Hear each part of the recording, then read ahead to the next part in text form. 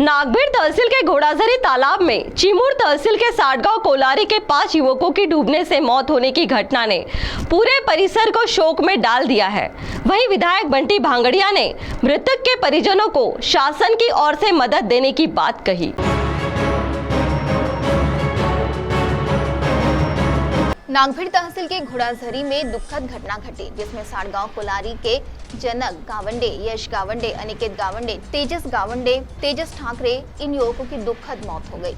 इस घटना से उनके परिवार पर दुखों का पहाड़ टूट पड़ा है। जानकारी के मुताबिक 16 मार्च को चिमूर विधानसभा क्षेत्र के विधायक कीर्ति कुमार भांगड़िया मृतकों के परिवार का सांत्वन करने के लिए कोलारी में गए और उन्होंने तत्काल राज्य के मुख्यमंत्री देवेंद्र फडणवीस इन्हें दूरध्वनि द्वारा उक्त घटना की जानकारी दी और मृतक के परिवारों को मुख्यमंत्री निधि से मदद जाहिर करने की मांग की। तत्काल मुख्यमंत्री देवेंद्र फडणवीस ने मृतक के परिवारों को 4 लाख रुपए शासन की ओर से देने का जाहिर किया।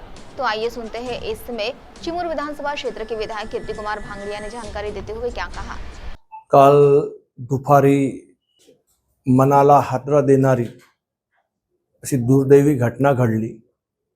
5 आमचे तरुण सहकारी घोडाझरी तलावात पोहता पोहता डुबून मृत्युमुखी पडले।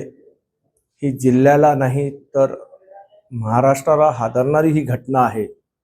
त्याच्यात तर गावंडे परिवारातले 4 होते आणि एक ठाकरे परिवारातला मुलगा होता। ही फार दुर्दैवी घटना घडलेली आहे। त्वरित महाराष्ट्राचे सर्वांचे लाडके मुख्यमंत्री आदरणीय देवेंद्र फडणवीस साहेबांसोबत या घटना संदर्भात चर्चा केली। या घटनेची सविस्तर माहिती दिली। साहेबांनीही आपलं दुःख व्यक्त केलंय।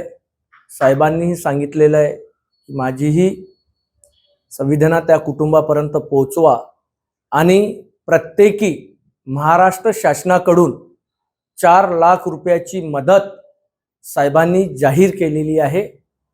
शासनाच्या वतीने त्या मृतक परिवाराला 4 लाख रुपयाची मदत ही लवकरच मिळेल।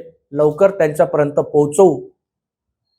दुःख इतकं मोठं आहे की आज जी काही मदत शासन करतंय फुल नाही फुलाची पाकळी म्हणून थोडंफार आधार त्यांच्या आई वडिलांना जे आता म्हातारपणाची ज्यांची ढाल ज्यांची काठी निघून गेलेली आहे त्यांना थोडाफार आधार मिळेल। आदरणीय फडणवीस साहेबांना जेव्हा मी माहिती दिली तेव्हा त्यांनी त्वरित सांगितलं महाराष्ट्र सरकारकडून 4 लाख रुपये प्रत्येकी 4 लाख रुपये मदत आपण मिळवून देऊ। मदत आपण जाहीर करा।